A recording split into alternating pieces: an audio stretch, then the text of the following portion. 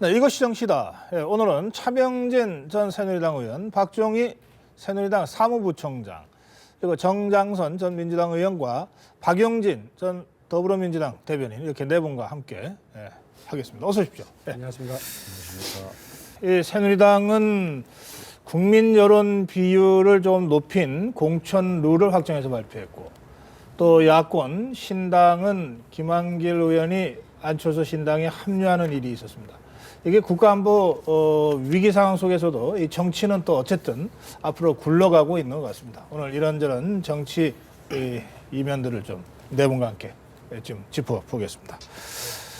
예, 먼저 이 북한 이 핵실험 사태가 워낙 그 위중하고 엄중한 국가안보 상황이기 때문에 이 문제부터 좀 짚어보겠습니다.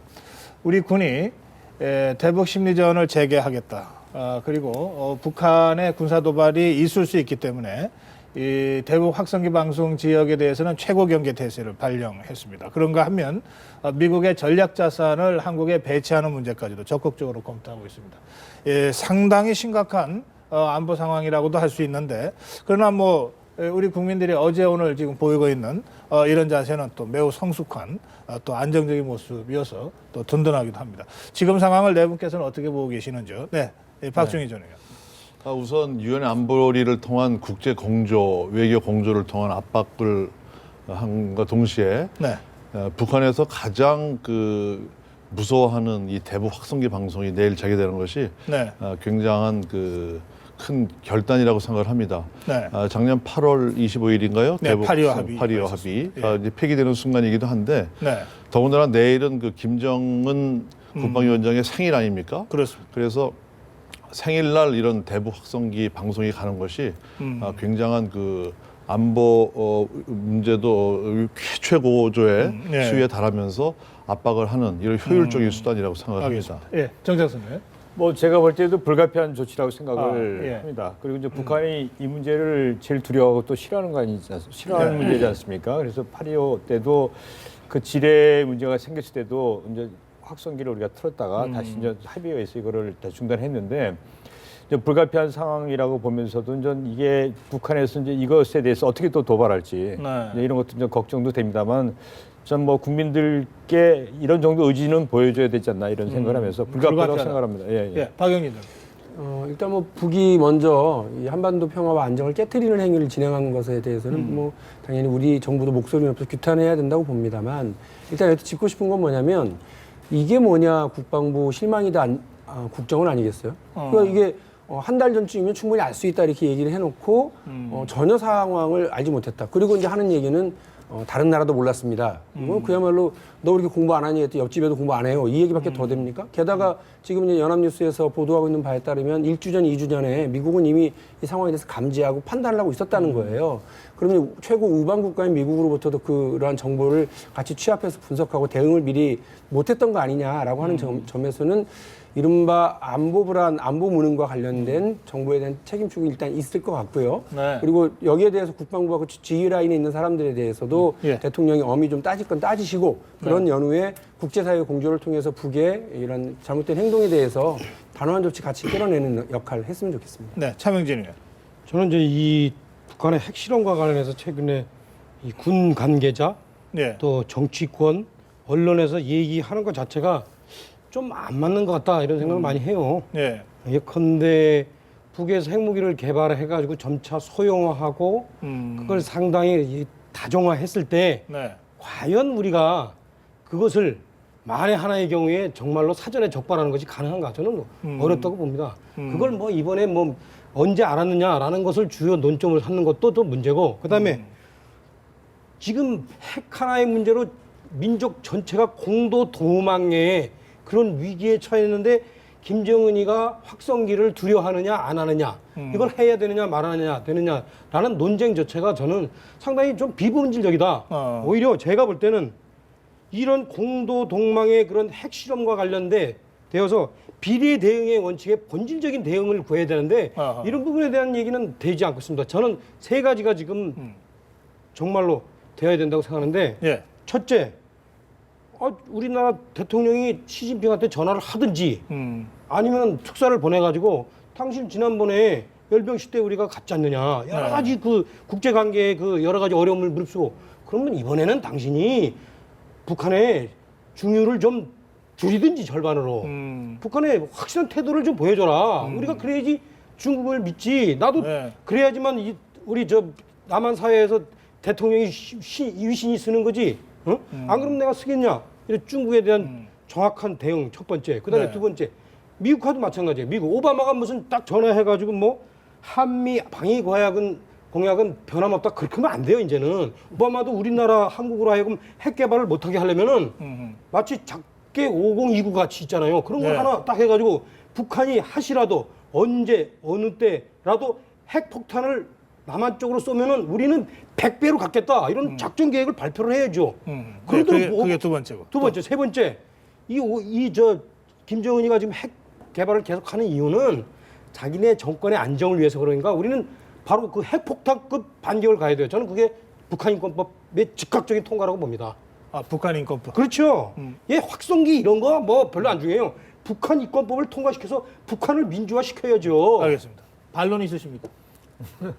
아니 그러니까 그 상황과 관련해서 일을 이게 점점 본질적인 대책이지. 일을 점점 키워가자는 건데 그렇게 얘기하실 거면 차라리 이제 주석궁에 탱크 갖다 들이미는 게 가장 본질적으로 해결책이 되겠습니다만 지금 상황은 어쨌든 우리 차 전 의원님께서는 북이 지금 남쪽에 향해서 한다고 보시고 계시지만 국제사회 어떤 뭐 전문가들의 이야기는 뭐냐, 국제관계 전문가들의 얘기는 뭐냐면 북이 자기 정권 차원의 안보를 위해서 자꾸 미국을 향해서 두 가지를 던지는 거 아닙니까? 하나는 첫 번째는 우리의 그 안보를 책임져 주라, 협상하자 이거 하나고요. 또 하나는 이게 약간 요즘 와서 변한 건데 북이 핵을 협상 카드로 내밀었다가 이제는 핵은 뒤로 놓고요. 이건 일단 이건 내 거. 그리고 또 다른 협상 카드를 다시 해보자고 하는 거예요. 이번에 그러니까 어쨌든 북이 사출 실험을 하고 수소 폭탄을 하면서 이전까지는 뭐 이른바 네. 육자회담이라고 하는 틀, 포커 게임이었다고 그런다면 이제부터는 어쨌든 북이 요구하는 고스톱판으로 가야 될 수도 있는 상황이거든요. 여기에 대한 우리 정부의 입장을 좀 이렇게 가져야지 하나하나 단계별로의 뭐 이렇게 단순한 대응. 이거는 그야말로 이 뭐라고 그럽니까? 좀 위험한 국면으로 가져갈 수도 있다. 안정적 관리, 이게 되게 중요한데 안정적 관리가 아니라 위험한 국면으로 끌고 가는 것이 우리 정부의 노력이어서는 안 된다고 봅니다. 그게 이제 제가 북한으로 저 평양으로 탱크 갖고 쳐들어가자는 얘기 아니라 핵 개발을 못하게 하거나 지연시키자는 얘기예요. 그래서 그 핵에 대응하는 비례 대응의 원칙을 해야 되는데 북한의 핵 개발을 상당히 옹호하는 사람들이 무슨 얘기하냐면 북은 핵 개발을 남한을 향해서 하는 것이 아니다. 미국의 봉쇄 작전에 대응하기 위해서 하는 것이다. 라고 얘기하지만 그거요. 삼척 동자가 봐도 웃어요. 그거 가만히 보면 제가 보면 요즘 전문가들이라는 사람들이 그런 얘기를 하는데 우리 한번 객관적으로 봅시다. 미국의 핵이 지금 완전히 개발된 게 2,000개예요. 북한에는 하나는 있을까 없을까 하는 거예요. 지금 개발을 한다고 하지만. 그리고 그 사람들이 뭐 ICBM 만들어서 미국으로 쏜다고? 그게 태평양 한가운데는 가겠습니까? 걔네들의 기술 수준이 결국은 뭐냐면 그것의 그 부정적 이 바이 프로덕트를 우리 남한이 고스란히 지고 있는 게 우리 남한 국민들 다 알아요. 그거를. 네. 전문가들 말 안 하지만 제 북한 놈들이 미국은 못 치면서 남한을 볼모 잡는구나. 이런 생각을 하고 있는 겁니다. 우리는 그거를 보다 직시하자 이거예요. 알겠습니다. 왜 그걸 무시합니까? 예. 자, 그 문제는 그 문제 정도로 좀 입장 차이로 좀 정리를 해놓고 아까 박영진 대변인이 안보 무능론과 관련된 문제 제기를 했어요. 일단 그것에 대한 입장 정리부터 해놓고 나서 뭐 국제 대응도 하고 해야 되지 않냐. 아까 그렇게 말씀하셨죠. 그 문제에 대해서는 어떻게 생각하십니까? 예, 저는 그것이 뭐 국회 정보위에서 논의된 내용이나 또 언론에 네. 보도된 내용이 다는 아니라고 생각합니다. 몰랐다고 표면적으로 얘기하지만 제가 좀 듣기로는 미국과의 공조도 일부 있었고 또 전혀 몰랐던 건 아니다. 네. 외교나 국방 문제이기 때문에 밝히지 못하는 부분이 있다. 이렇게 예. 좀 저는 알고 있습니다. 아, 그래요. 이 문제를 계속 논의하는 게 어떻습니까? 정장 아니 제가 볼 때는 우리 박정희 의원님은 좀 정부를 계속 좀 이렇게 도와주려고 하시는 것 같은데 여러 가지 정황을 보면 지금 정부가 몰랐다는 건 사실인 것 같고요. 예. 그리고 이미 북한에서는 아까 이제 보도를 보니까는 이번에 실험한 곳에 며칠 전부터 이제 급행 열차도 다 중단시키고 그런 조짐이 있었음에도 불구하고 몰랐다 이런 얘기하는데 네. 이제 이런 얘기를 야당에서 이제 문제 제기하는 것들은 꼭 몰랐다고 하는 것보다 앞으로 더 이 문제 중요한 문제니까는 그리고 뭐 인공위성 이런 것을 통해서 감시하는 것뿐만 아니라 그 지역에 대한 감시까지 좀 더 최선을 다해야 되지 않겠냐. 이 문제가 워낙 심각한 문제니까 당연히 문제 제기할 수 있다고 보고 또 이 문제에 대해서도 제가 볼 때 정부가 많이 놓친 부분이 있다고 생각을 해요. 예. 저는 이 부분에 관련해서는 실제 좀 몰랐고 그 정부가 몰랐고 몰란 것이 상당히 이번에 대통령 신년사에도 나타났고 아마 정부 관계자가 김정은 신년사에 대해서 핵 발언이 없다라는 것에 대해서 상당히 고무적으로 얘기했던 것을 저는 지금도 생생하게 기억합니다. 예. 이 국민을 좀 솔직히 우롱한 거죠. 우리가 왜 그게 문제 삼냐면 우리는 항상 북한의 어떤 대남 전략 이것이 기본이 바뀌지 않았다. 그들은 항상 3년마다 핵 개발을 계속 지금 해 나가고 있다. 순간순간 핵무기가 완성되어 가는 것이 우리 눈에 보인다.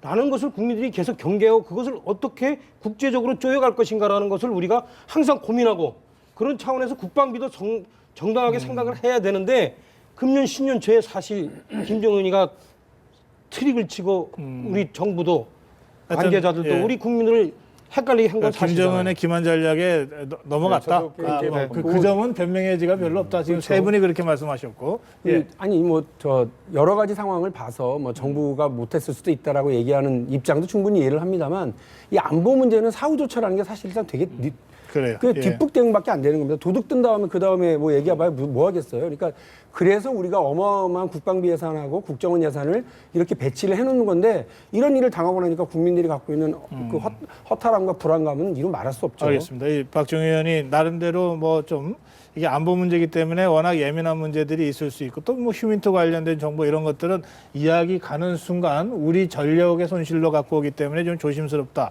이런 말씀을 하셨습니다만 그러나 여러분들 말씀대로 객관적인 정황으로만 보면 뭐 우리만 몰랐던 게 아니라 뭐 다 몰랐다는 거고 그러니까 하여튼 그 부분과 관련해서 근데 다른 나라가 몰랐다고 우리가 모르는 것이 정당화된 건 또 아니잖아요. 이게 그렇죠. 우리 안 보니까 그런 점에서 우선 이 사태에 대한 그 대응은 대응대로 하더라도 이렇게 좀 거듭해서 말하자면 대북 그 대책 또는 이 대북 정보에 있어서 구멍이 뚫리고 있는 부분에 대해서는 그건 그것대로 좀 심각하게 좀 자성하고 좀 보완하고 이런 부분은 필요하다. 이렇게 문제 제기해 놓겠습니다. 이 핵무장론과 관련해서는 네 분은 어떤 입장이신지 이번에는 정장선 의원부터 시작하십시오. 원희철 원내대표는 이번뿐만 아니라 지난번 국방위원장 때도 그런 얘기를 여러 번 했었습니다. 네. 이번뿐만이 아닙니다. 근데 제 생각은 이 문제는 제가 볼 때 정부하고 이렇게 사회에 조율된 거라고 보기는 어렵고요. 전에부터 네. 그런 주장을 개인적으로 했었기 때문에 네. 저는 연장선상이라고 보는데 문제는 그렇게 했을 경우 저는 북한의 핵을 정당화시킬 수 있다. 예, 북한의 핵 문제가 지금 국제적으로 굉장히 좀 이슈가 되고 있고 저게 잘못된 것이다. 저게 국제적으로 거의 뭐 깡패 같은 수준으로 좀 보고 있지 않습니까? 근데 저거를 저는 정당화시킬 수 있다는 측면에서 굉장히 위험한 발상이라고 생각을 하고 있습니다. 네. 예, 그래서 저는 이 문제는 저는 신중하게 접근할 필요가 있다. 네. 이렇게 좀 말씀드리고 싶어요. 예, 어느 분이 하시겠습니까? 예, 참영진 의원. 예. 예, 제가 국회의원 할 때 미국에 가가지고 그 핵연료 원자력 핵연료 재처리 과정에서 한국에 그 권한을 달라고 그랬더니 미국 사람들이 하여튼 정부 제야 막론하고 난리를 치더라고요. 그만큼 이제 미국은 한국의 핵무장에 대해서 예. 상당히 신경을 쓰는데 그 이유는 뭐 북한의 핵을 정당화시키는 이유도 있겠지만 아마 한국이 핵무장 한다면 일본이 당장 핵무장할 것이고 그 중국과의 동북아 관계가 상당히 심각해질 건데 그럼에도 불구하고 저는 그때도 얘기했는데 지금도 이렇게 얘기합니다. 아까 제가 얘기한 거하고 똑같습니다. 그렇다면 당신들이 우리한테 확실한 핵우산을 제공할 것에 대한 약속을 공표하라. 지금처럼 이렇게 애매하게 포괄적인 발언 말고. 포괄적인 발언 말고 우리에게서 핵은 하루아침에 공도동망하는 문제다. 그 부분에 대해서 당신들이 100배 보장한다는 특별한 매니페스토를 하나 만들어서 전 세계에 공표를 해라. 그러니까 북한도 같이 망하기 위해서 쏜다 하더라도 더 망하겠다라는 생각을 할 수 있도록 이거는 뭐 탱크 갖고서 북한 쳐들어가는 문제가 아니에요. 이건 진짜 절실한 문제고 가장 정확하고 정말 합리적인 요구라고 생각합니다. 그 이거. 차민진 의원의 소신이신 것 같은데 네. 그러면 원효철 대표의 발언도 진짜로 우리가 핵을 갖자고 하는 그런 그 발언을 넘어서 미국에 대한 굉장히 압박이나 압력용이라고 중국에 대한 봅니다. 압박이나 예. 하는 여러 가지 그 다목적의 어떤 포석이 깔려 있는 발언이다. 이런 그렇죠. 해석을 하시는 네. 거죠. 예. 자, 아니 뭐 저쪽이 압력으로 느껴야 그게 압력 발언이 되는 건데요. 제가 볼 때는 기본적으로 방금 말씀하신 것처럼 남한이 무장한다고 그러면 일본도 핵무장하겠다고 그러고 게다가 이제 대만도 하겠다고 그러면 완전히 그 국제사회가 용인할 수 없는 핵도민 현상이 벌어지는 건데 그것과 관련해서 단순한 그 우리나라 그 원자로에서 쓰고 남은 핵 연료보험 관련한 재처리에 대한 주권도 없는 상황에서 국제 질서에 대한 비현실적 인식론이다. 이게 여당의 원내대표가 이런 말씀을 하신 것과 관련해서 그래서 우려스럽고 실망스럽다는 말씀을 첫 번째로 드리고요. 뭐 내 얘기 조금 하나 그다음에 하나 더. 네, 이제 잠시 후에 이게, 기회 드릴게요. 이게 네. 한쪽 같은 초가집이고 공도동맹이라는 말씀 잘하셨는데 북한하고 우리 대한민국은 어쨌든 같은 한반도 터전에서 살고 있어요. 한쪽 처마 끝에서 불장난하니까 우리도 이쪽 처마 끝에서 불장난하자는 식으로밖에 안 들립니다. 이거는 기본적으로 말이 안 된다고 기본적으로 말씀드릴 수 있고. 예, 지금 반론 듣고 또 예, 예. 예. 제가 알고 있기는요. 네. 한국이 핵연료 재처리 그 양만 있으면 실험실에서도 핵무기를 만들어낼 만큼 한국의 이 과학기술 수준이 엄청 높습니다. 이 옛날하고 달라요. 저 북한에 그 수십 년 떨어진 애들이 그냥 모여가지고 그냥 어거지를 만들어낸 거고 우리는 달린다고. 만약에 우리는 진짜로 미국이나 이런 데서 간파만 못하면은 금방 만들어냅니다. 그러니까 기본적으로 그것까지 몇 그램까지 다 그 서로 협상으로 핵 협상으로 얼마 전에 그래, 끝났잖아요. 예. 그러니까 예. 저는 자, 그래서 그 비현실적이라는 얘기고. 거고. 그다음에 또 하나는 뭐냐면 어쨌든 아까 좀 달리게 얘기를 하셨는데 미국의 저명한 국제 외교 전략 연구소 등에서도 북한이 저러는 건 미국을 향한 협상용 카드라는 거예요. 미국 대선을 겨냥한 카드이기도 하고. 그러니까 그거를 쟤네가 몰라서 그렇게 무시할 게 아니라 그러면 그 이 국제 공조를 어떻게 끌어내고 예전에는 육자회담 틀에서 했었는데 그걸 넘어서는 새로운 틀을 대한민국이 그래, 예. 주도할 혹은 그 북에 대한 어떤 징계를 주도할 이런 판을 좀 만들어 나가는 게 우선이지 않냐 이런 예, 생각이 알겠습니다. 혹시 예, 그 원유철 원내대표의 발언은 이제 답답한 나머지 나온 발언이라고 봅니다. 뭐 계산된 발언이나 공식적인 입장은 아니고 이 자위권을 갖고자 하는 그런 차원에서 나온 문제이기 때문에 공식 당론이 아닌 것으로 또 나중에 정리가 됐고요. 네. 제가 알겠습니다. 볼 때는 이 북한 핵 문제를 보는 시각은 우리가 이제 항상 이해는 이렇게 할 수가 있는데 네. 지금 우리가 좀 미국이 지금까지 중동 문제에 이렇게 신경 쓰다 보니까 북한 문제가 좀 밀려 있었지 않습니까? 네. 그런 측면에서 북한은 자꾸 저 문제에 관심을 이제 끌으려고 하는 측면이 있다고 본다면은 저는 대화 문제도 적극적으로 좀 제기도 하고 미국이 북한 문제에서 보다 적극적으로 나설 때가 되지 않았느냐. 그러니까는 강원 전략 모든 걸 포함해서 근데 지금까지는 여러 가지 밀려 있었지 않습니까? 예. 그런 측면에서 이제 미국의 역할이 좀 더 많이 강화됐으면 좋겠다는 생각을 갖습니다. 중국 포함해서. 예, 원론적으로 그렇게 말씀하실 수 있지만 지금 당장 오늘 내일 우리가 대화를 제안하기는 좀 아니, 그럼. 그렇죠. 그러니까 예. 그거는 약간의 장기적인 포스로, 예. 순서나 시간 배치는 예, 예. 좀 있어야 될 것 같고요. 예, 알겠습니다. 자, 이 하여튼 정치권에서 국가안보와 관련해서 뭐 이런저런 이야기를 하는 거는 꼭 필요한 얘기이기도 하고 뭐 불가피하기도 한데 이게 혹시나 이게 뭐 정말 백화점 방식의 이 중구난 방식의 이렇게 해서 남남 갈등 양상으로 번지지는 않았으면 뭐 네. 그런 생각을 제가 다시 한번 말씀드려 두겠습니다. 자, 정치권 상황도 좀 짚어보겠습니다.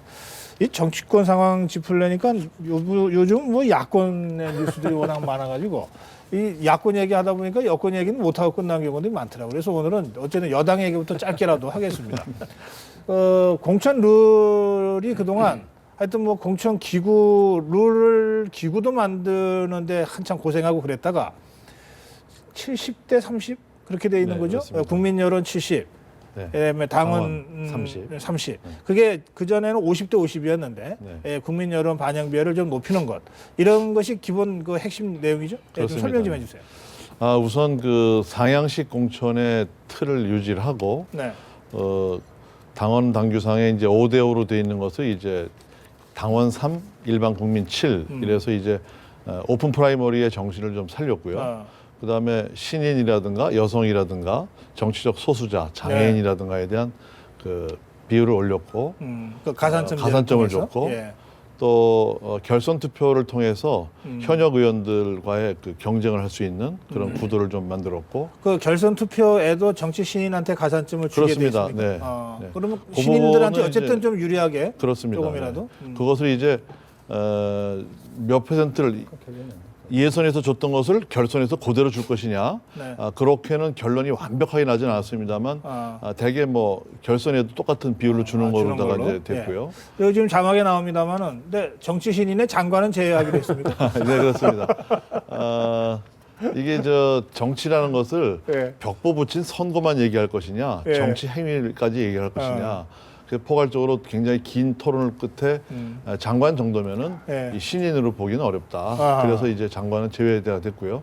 그랬더니 이제 9시 뉴스 앵커 출신은 어떡하냐, 뭐 청와대 수석은 어떡하냐, 뭐 이런 논리가 있어서 예. 뭐 탤런트는 어떡하냐. 그래서 그런 것은 전부 다 빼버리고 이제 정무직 장관. 그러니까 장관이라는 사람만, 그러니까 장관급이 네. 아니고 정부직으로 장관 장관. 직에 네. 해당이 됩니다. 그래서 어느 기사를 봤습니다만, 그러면 안대희 대법관이 장관이냐 아니냐. 대법관이면 장관급이거든요. 예. 그런데 안대희 대법관은 이런 룰로 보면은 장관이 정치 아니기 신인에 때문에 해당하는, 예, 그렇습니다. 신인이다. 네. 알겠습니다. 하여튼 뭐 이게 선거라고 하는 게 워낙 작은 변수에도 당락이 결정되기 그렇습니다. 때문에 네. 예, 지금 말씀하신 대로 여러 사례들에 대한 심도 있는 논의가 불가피했을 거고, 그래서 어쨌든 정리가 된 겁니다. 예. 이제 개파간에 뭐 갈등이 있느냐 없느냐 밖에서 네. 보도를 많이 했습니다만, 이 공천 특위가 7번의 회의를 통해서 뭐 많은 문제 다 토론했습니다. 그래서 그 정신을 담아서 알겠습니다. 합의할 것은 합의하고 예. 최고위원회에서 정치적으로 결단할 것은 결단을 해서 이제 내일 의총에서 이제 재결을 받는 것으로 예. 이렇게 정리가 됐습니다. 차민진은 어떻게 평가하세요? 일단은 뭐 오픈 프라이머리가 안 된 마당에서 가능한 한 주민 비율을 높인 것은 그 오픈 프라이머리 정신을 살리기 위해서 노력했다는 데서 높이 평가하고요. 네. 다만 이제 정치 신인과 관련해서 장관으로 제안한 거는 조금 좀 안 맞는 것 같다. 적어도 수석이나 예. 9시 뉴스 앵커 정도는 포함시켜야 되지 않나 그런 생각이 듭니다. 그리고 예. 전략 공천에 관한 문제인데 네. 이 부분은 사실은 이제 이 밑에서부터 공천하면은 사실은 이제 하늘에서 이렇게 낙하산 타고 신인이 들어가기는 사실 어렵거든요. 미국 같은 데는 이미 그렇게 제도화돼 있습니다. 오바마 같은 경우에도 주 상원의원부터 출발을 합니다. 그래요? 예. 아무리 자기가 하버드대 나오고 뭐 잘 나가선 변호사였어도 우리도 이제 그런 충원 구조가 정립이 돼야 되는데 아직 국민들도 그런 충원 구조에 대해서 합리적으로 인정을 안 하는 분위기더라고요. 제가 네. 보니까. 그래서 제가 볼 때는 일정하게 이번에 절충적으로 부분적 전략 공천을 더 도입하는 것은 네. 어떻게 인정해야 되지 않느냐 이런 생각을 좀 듭니다. 전략 공천이라는 용어는 없고요. 그 우선 공천. 예. 하여튼 그다음에 그러니까 영입 공천입니다. 예, 절충적 방식으로. 네. 예, 알겠습니다. 자, 어떻게 평가하십니까? 예. 그러니까 저는 일단 박수 쳐드리고 싶습니다. 어. 그러니까 솔직히 부러워요. 아니 그러니까 그럼 박수를 한번 쳐주세요. 아유, 진짜로. 왜냐하면 제가 왜 그러느냐면 그러니까 새누리당은 싸워도 모여서 싸우잖아요. 아하. 그리고 어쨌든 결론을 내네요. 음. 근데 야당은 그 서로 벽대고 싸우다가 그다음에 아무런 합의 없이 당이 좀 쪼개지는 분위기로 가니까 솔직히 이럴 때는 저쪽은 합의를 이뤄내는 서로 협의하고 합의를 이뤄내는 그래도 같이 죽고 같이 산다 이게 있는 집안이구나라는 느낌은 들어서 예. 일단 부럽습니다. 그리고 뭐 이렇게 합의를 이뤄내는데 손해 보는 사람도 있거든요. 근데 문제는 손해 보는 사람들이 거기에 대해서 극악하게 이 판 깨자라고 달라드는 게 아니라서 그게 가능한 거거든요. 그러니까 만일에 이번에 이제 다음 주나 그 다음 주 정도 가면 그 더불어민주당에서는 현역 국회의원 물갈이를 위한 이제 그 평가 결과를 내놓습니다. 이게 어떻게 될지 제일 걱정입니다. 솔직히 말씀드리면 예. 벌써부터 아마 흔들흔들 당이 흔들리고 지도부를 흔드는 이유 중에 하나가 바로 내가 그 물갈이 대상이 될 수 있다라고 하는 것이 있는 건 사실이거든요. 네. 그런 불안함 때문인데 어쨌든 내가 손해 보더라도 전체 집안이 살아야 된다라고 하는 생각을 여당으로부터 좀 배워야 되겠구나 하는 생각을 했습니다. 그래요. 예. 정재환 선생님. 박용진 대변인 이렇게 칭찬하는 거 보니까 제가 할 말이 없는 것 같아요. 근데 오늘 저는 아까 뉴스에서 봤는데 이제 예. 뭐 룰은 뭐 그쪽이 정한 거니까 뭐 잘 해주시길 바라는데 재밌는 조항이 현역 의원에 대해서 네. 뭐 당 뭐 불복 뭐 이런 거 있잖아요. 당명의 불복이랄까 뭐 그런 거에 당명과 다른 행위를 했을 때 경우에. 그걸 이제 반영한다는 얘기인데 이제 이게 이제 비주류를 또 쳐내기해서 그런 거 아니냐 또 이런 논란이 있어서 불이익을 주는 조항이 있습니까? 예. 현역 의원이 그 당명? 그거는 정리된 건 아니고요. 예, 근데 어쨌든 그렇게 나와서 하여튼 이제 그거보다는 당의 일에 게을리하고 국회 출석률이 저조하다거나 해서 아니, 그건 아까- 또 위신을 추락했다거나 언론 보도로 무리를 일으켰다든가 이건 있는데 당명과 다른 얘기를 했다는 거는 그거는 처음 정리돼서 듣는 나온 얘기인데 건 저도 아닙니다. 예. 자격 심사는 아무리 오픈 프라이머리 아니, 할 때도 아까 자격 심사가 있어요. 보니까는 사실은. 그렇게 나와 있어요. 그래서 이게 물론 이제 출석이나 이런 건 다 별도로 있는데, 아하. 그러니까 당의 그런 그 당 뭐랄까 당의 입장과 뭐 당론과 당론과 배치된 당론과 뭐 다른 것을 한 행위에 대해서 그건 아니죠. 반영하는데, 그래서 앞으로 이게 비주를 겨냥한 게 아니라 그런 게 있어서 아, 예. 그것이 이제 객관성을 얼마나 딜지 이게 좀 아. 우려되는 조항이라고 생각합니다. 궁금한 거 하나 있습니다. 예. 방금 저기 결정이 나서 제가 제대로 파악을 못해서 그런데 여성 가산점 문제에 네. 현역 국회의원들이 포함됩니다. 10% 줍니다. 네. 현역 국회의원. 예, 현역 국회의원. 재선이 됐든 삼선이 예, 예. 됐든. 네. 아 그거는 저희 더불어민주당 같은 경우는 획기적인 혁신안에서 그거 아니 그러니까 빠졌죠. 그건 뺐어요. 빠져요.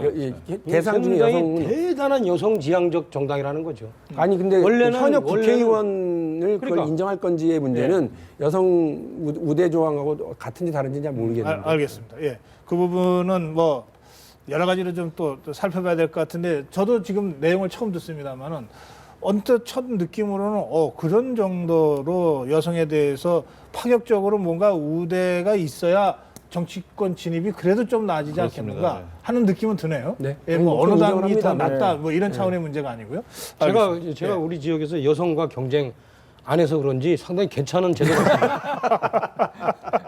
아까 제가 보니까 9시 앵커하고 같이 붙는 거 아닌가. 알겠습니다. 자 그리고요. 정진수 의원은 불출마 선언하셨습니까? 예, 그렇게 하기로 했습니다. 20대 총선 불출마. 예. 아니 뭐 지난번에도 불출마했다가 예, 예. 이번에 저희 당이 이제 이렇게 막 분열되고 하는 것을 제가 예. 현장에서 많이 목도했지 않습니까? 예. 당의 갈등과 분열이 너무 심각하고 또 그리고 이 총선을 앞두고 사실 이 국회의원 총선거는 이 중간 평가 성격이 굉장히 강합니다. 정권에 대해서. 근데 이 중간 평가 성격임에도 불구하고 야당이 목전에서 이렇게 막 분열돼서 이 정권의 냉정한 그 평가나 판단을 국민들께 하게 하는 게 아니라 내부가 분열돼서 지금 야당이 누가 더 나느냐 이런 데 온통 관심이 가 있는 이런 현실을 보면서 제가 굳이 이번에 그렇게 할 의미를 찾지 못하겠다 이런 생각이 들었습니다. 아 그래요. 정계 은퇴 선언을 하신 건 아니죠? 뭐 그런 건 아닙니다. 어차피 이제 앞으로 뭐 국회 제가 뭐 들어갈 수 있겠습니다. 좋은 분들은 자꾸 떠나고 뒤로 이선으로 나가 계시고 이 네. 능력 없는 저 같은 사람만 어떻게든 해보려고 하는 이 당이 그러면 잘 안 되는데 걱정이 아이고 참. 하여튼 알겠습니다. 이렇게 이 20대 총선 불출마 선언을 했다는 뉴스를 제가 접하고 지금 박영진 대변인도 말씀하셨습니다만 어떻게 이게 참 좋은 사람들이 자꾸 이렇게 불출마 선언을 먼저 하나 이런 생각했던 저도 잠깐 했습니다. 예, 그런데 지금 이 야권의 분열상 속에서 내가 한번 국회의원 더 하겠다, 내가 이렇게는 못 하겠다고 불출마 선언의 이제 뜻을 이제 설명하셨는데 지금 야권 상황이 굉장히 유동적이죠. 제가 관심을 갖는 건 이런 겁니다. 뭐 분열은 이미 된 거고 그러면 어느 쪽이 그 야당의 주도권을 앞으로 잡게 될 건가? 그러니까 제1야당을 어느 당이 할 건가? 총선을 거친 이후에 저는 이제 그런 쪽에 관심을 좀 가지고 질문을 드리고 싶은데 어떻게 생각하십니까? 뭐 동교동에 방문해가지고 이유 여사한테 몇 분 얘기를 나눴느냐, 모가차를 먹었냐 안 먹었느냐 가지고도 논쟁이 이제 있을 정도로 서로 신경이 날카로워져 있어요. 그래서 네. 이제 험한 말들이 서로 이제 오고 가고, 니네가 제3당 될 거야, 표적동천할 거야, 뭐 자객 보낼게 이런 얘기까지 서로 오고 가고 있는 상황에서 좀 이제 답답합니다만, 제가 이제 더불어민주당의 관계자들과 문재인 대표한테 말씀드릴 건 냉정하게 봐야 된다 상황을. 그러니까 야권의 심장이라고 하는 호남에서 안철수 신당이 기선제압을 하고 스타트한 건 맞다. 그거 인정해야 된다라는 거 하나. 네. 그리고 여러 측면에서 보면 인재영입이나 이런 면에서도 안철수 그 신당이 이후에 어떤 뭐 그 기획적인 행사, 창당 과정에서 상당히 주목받을 이런 일들이 더 많다. 그렇게 되면 제1야당이 그 이른바 야권의 주도성을 회복하고 끌고 나가려면 지금은 죽기살기 혁신해야 되는 거고, 인재 영입에 대해서 확실하게 해야 되는 거고요. 현역이 다 이렇게 자리를 차지하고 앉아 있는 걸 인정하고 가서는 절대 안 되는 거거든요. 기존의 기득권을 도려내고 그야말로 육창골단하듯이 당대표의 측근들부터 정리해내고 이런 모습들을 보여주어야만 네. 떠나 있는 민심이 돌아올 수 있을 거다. 요걸 분명히 해줬으면 좋겠고. 근데 그런 그거를 의미에서 저도 먼저 했으면은 탈당 사태도 없었을 텐데. 맞는 말씀입니다. 그래서 지금 문재인 대표도 지금 그 상황에 대해서 그럼 불출마도 안 하셨어요.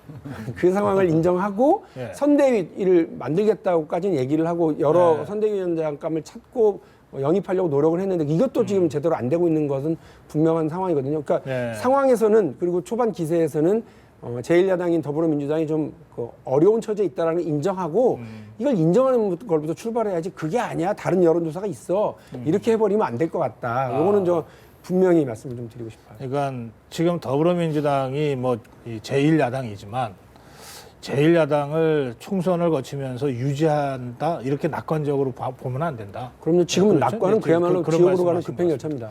예, 어떻게 보십니까, 차명진은? 저는 이제 그 누가 제1야당이 될 것인가에 있어서 문재인 등 친노계와 그렇지 않는 비노계의 대결 구조에서 문재인 등 친노계에는 저는 수가 없다고 봅니다, 이미. 육참골단을 할 만한 의지와 여건이 안 된다, 이미. 아하. 그러니까 소위 말하면 쉽게 얘기하면 손님 실수에 기대는 수밖에 없다. 아하. 근데 지금 손님과 관련해서 안철수 등 비노계에는 두 가지 길이 있습니다. 제가 네. 지난번에도 얘기했는데 플랜 A, 플랜 B. 플랜 A는 정말로 완전히 새로운 사람으로 새로운 정책으로 시작하는 것. 그것은 혹시나 이제 잘못하면은 네.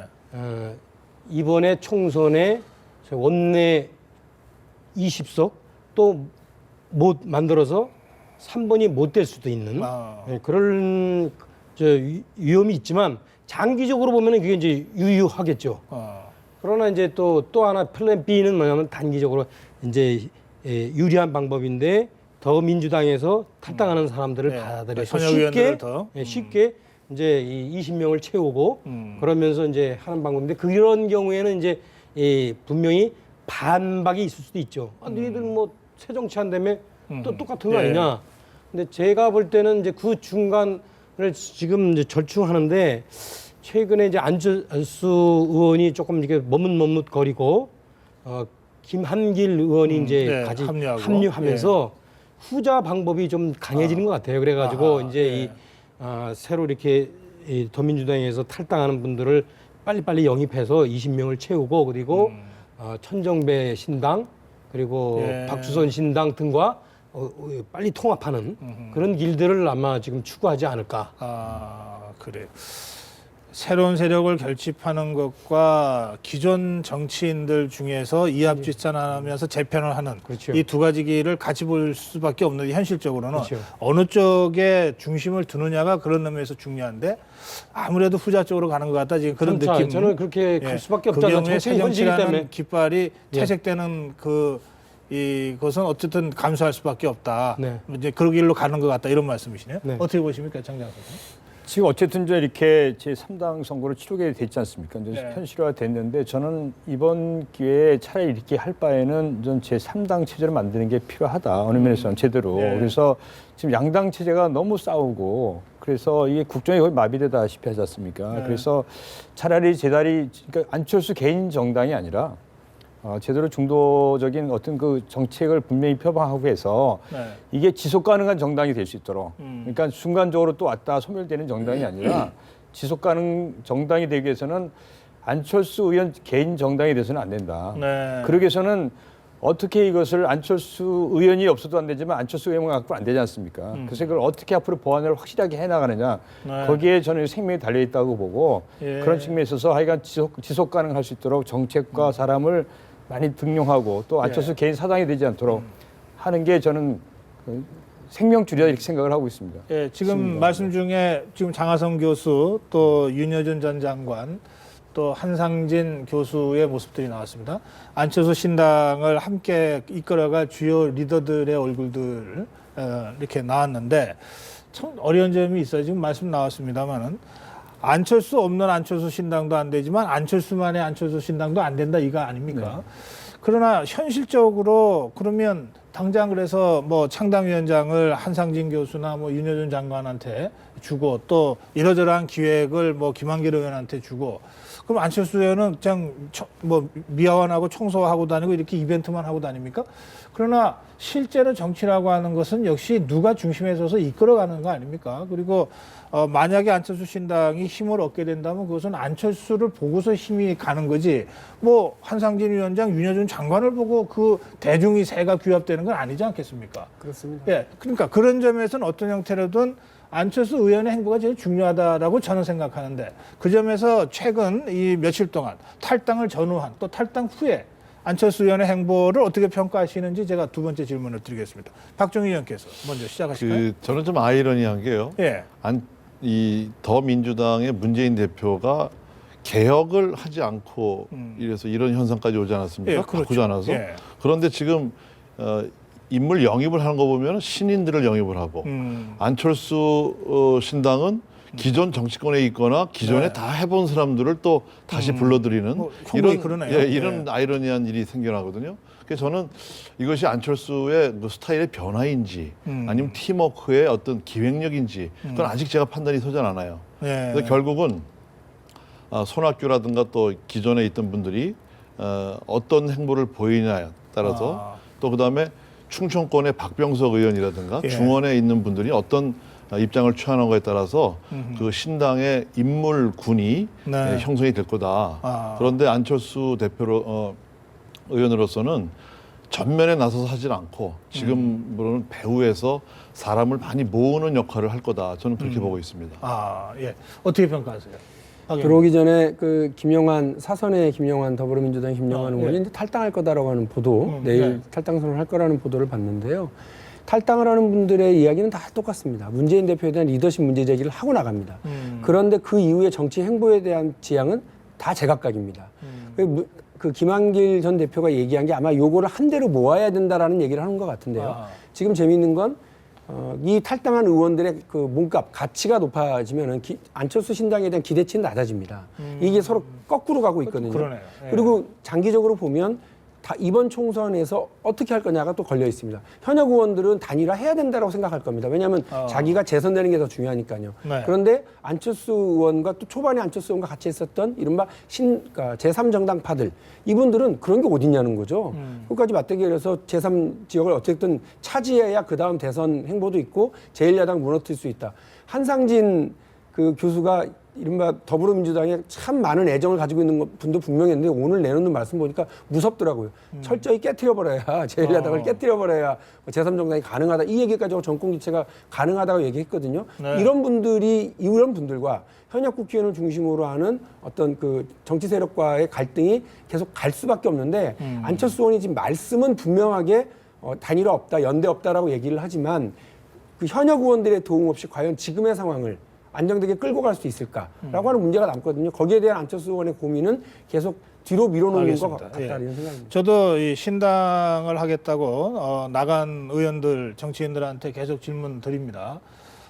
선거 막판 다시 함께 손잡고 후보 단일화가 됐건 정치연대가 됐건 그 가능성 없느냐.